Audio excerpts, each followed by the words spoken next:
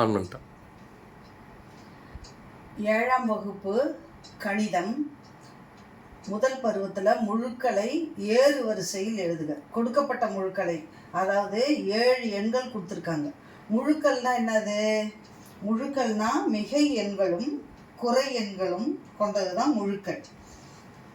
நடுவில் 0 இருக்கும். எண்கதிரை இப்போ நினைவு வச்சுக்கணும்.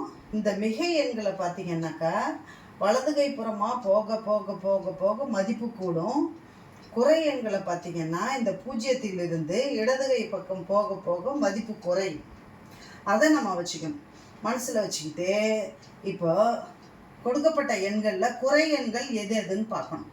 ஏன்னா ஏறு வரிசையில் ஏறு வரிசையில் எழுதுக அப்படின்னு சொன்னாக்கா முதல்ல சிறிய எண்ணையும் கடைசியாக பெரிய எண்ணையும் எழுதுறது தான் ஏறு வரிசை.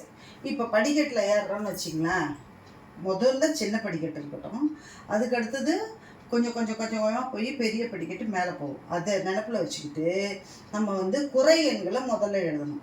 இந்த குறை எண்களில் மிக சிறிய எண்ணை தேர்ந்தெடுக்கணும். இப்போ குறை எண்கள் எது? -5, -6, -10 குறை எண்கள். இந்த குறை எண்களில் சிறிய எண்கள் தான் பெரியது, பெரிய எண்கள் தான் சிறியது. அப்போது கொடுக்கப்பட்ட இந்த 3 எண்களில் மிகச்சிறியதுன்னு பார்த்தீங்கன்னா -10.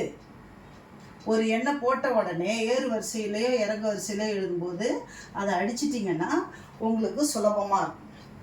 இப்போ மீதி 2 குறை எண்கள் இருக்குது. அதில் எது சிறியதுன்னு பார்த்தீங்கன்னா -6. அதையும் அடிச்சிடுவோம். அதுக்கு அடுத்தது மீதி உள்ளது எது? -5. இப்போ 0. அதுக்கு அடுத்தது பெருசு 0, அதையும் அடிச்சிடுவோம். பாக்கி உள்ளது எது? நம்ம இதில் தெரியும், சாதா எண்களில் உங்களுக்கு தெரியும் சிறிய எண் எது பெரிய எண் எது. மிக சிறியது 2, அதுக்கு அடுத்தது பெருசு 4, அதுக்கு அடுத்தது பெருசு 10. அப்போ முதல்ல 2 எழுதுவோம், அதுக்கு அடுத்தது 4 எழுதுவோம், அதுக்கு அடுத்தது லாஸ்ட்டாக பெருசு எது? 10. அப்போ இதுதான் ஆன்சர். முழுக்களை ஏறு வரிசையில் எழுதுக அப்படின்னு சொல்லிட்டா மிக சிறிய எண்ணை முதல்ல எழுதணும், பெரிய எண்ணை கடைசியாக எழுதணும். அப்போது 7 எண்கள் வந்திருக்கா பாருங்க, கரெக்ட். அப்போது ஏறு வரிசையில்னா குறை எண்கள் இருந்ததுன்னா முழுக்களில் குறை எண்களும் மிகை எண்களும் சேர்ந்து தான் வரும். அப்போ மைனஸ் எண்களை இடதுகை பக்கமாகவும் சாதா எண்கள் அதாவது மிகை எண்களை வலதுகை பக்கமாகவும் எழுதணும்.